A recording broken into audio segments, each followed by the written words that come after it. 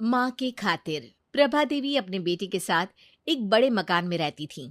अपने 2 जवान बेटों और पति को खो चुकी प्रभा के पास अब सिर्फ छोटे बेटे गोपाल का ही सहारा था। गोपाल ऑफिस से आते ही माँ के पास बैठ जाता। माँ, दिन में क्या खाया? बेटा, पराठा सब्जी खाई थी, माँ ने बताया। दूध पिया था? गोपाल ने पूछा। अब भूल गई थी बेटा। माँ, ये बहुत गलत बात है। तुम्हारी सेहत गिर रही है और तुम दूध भी नहीं पीती हो, गोपाल नाराजगी व्यक्त करता। अरे, खाने के बाद नींद लग गई थी तो नहीं पी पाई, माँ ने जवाब दिया। अच्छा, अब रात को पी लेना, गोपाल ने कहा। अब उसकी तो मैंने खीर बना दी। तुम्हें खीर बहुत अच्छी लगती है ना? माँ, तुम भी ना बहुत लापरवाही करती हो। च्यवनप्राश खाई थी? अरे, कल च्यवनप्राश खत्म हो गया था ना, इसलिए नहीं खा पाई बेटा। और तुमने कहा भी नहीं। अब कल लेते आना बेटा। ठीक है, कल लेता आऊंगा। ऐसे रोज गोपाल आता, माँ के पास बैठता और फिर खाना खाकर सो जाता। सवेरे ऑफिस चला जाता। घर का सारा काम नौकरानी करती थी। एक दिन माँ प्रभा देवी ने कहा, बेटा, अब मेरे लिए बहू ला देना। अरे, अभी क्या जल्दी है माँ?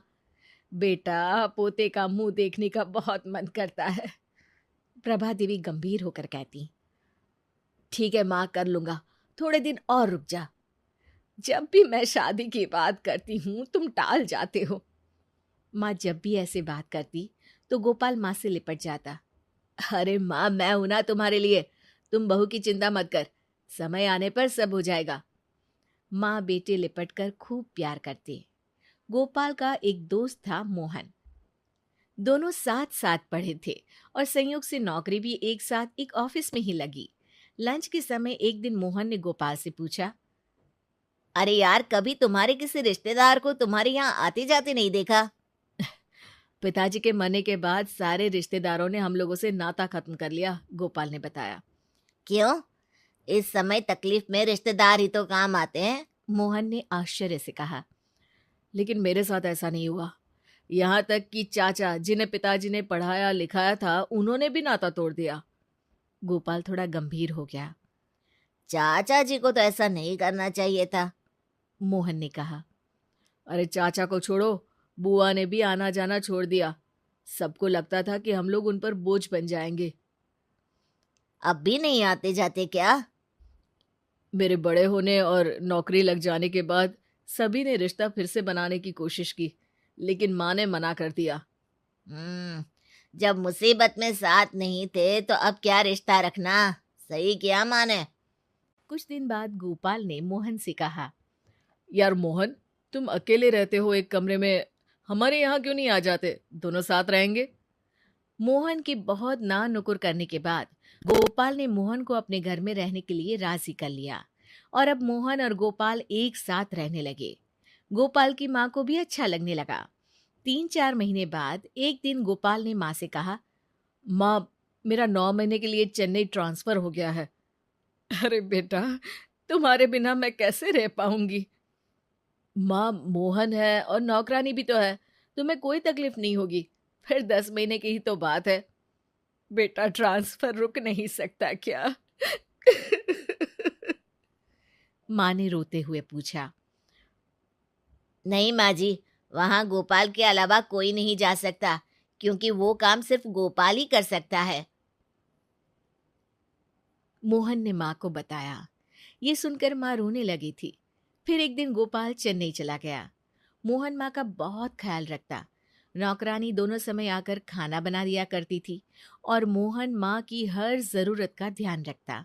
1 महीना हो गया, गोपाल की कोई खबर नहीं आई तो माँ ने कहा, मोहन बेटे, गोपाल से बात तो करा दे। जी माँ जी, मोहन ने माँ को फोन दे दिया। कैसे हो बेटा? मैं बिल्कुल ठीक हूँ माँ, तुम चिंता मत करो। हर महीने माँ गोपाल से बात करती और गोपाल हर बार यही कहता, अब बस माँ 3 महीने और रुकना पड़ेगा, कुछ काम बाकी है ना। अरे जल्दी आना बेटा, तुझे देखे बहुत दिन हो गए। अरे चिंता मत कर माँ, मोहन है तो। हाँ, मोहन तो मेरा बहुत ध्यान रखता है। इसी बीच 4-5 दिनों के लिए मोहन भी चेन्नई गया था और लौट कर आया तो माँ को यही बताया था कि गोपाल बिल्कुल ठीक है, चिंता की कोई बात नहीं है। मोहन हमेशा माँ से गोपाल की बात कराता रहता, लेकिन आया नहीं। एक बार माँ बहुत बीमार पड़ी, फिर भी गोपाल नहीं आया। माँ की हालत खराब होती जा रही थी। आस पड़ोस के लोग तरह तरह की बातें करते। और ऐसा बेटा भी क्या जो माँ की बीमारी में भी नहीं आए?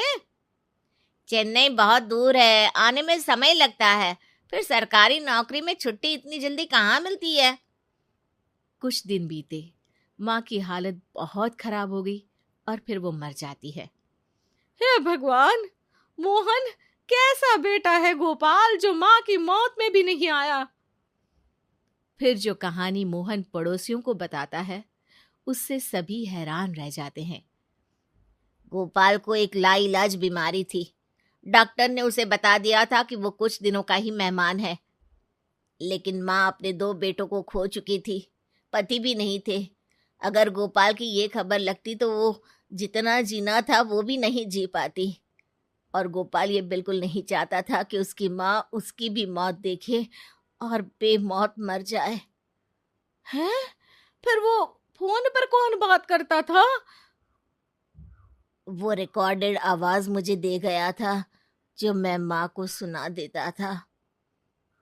गोपाल की इच्छा अनुसार सारी संपत्ति मोहन ने अनाथालय को दे दी।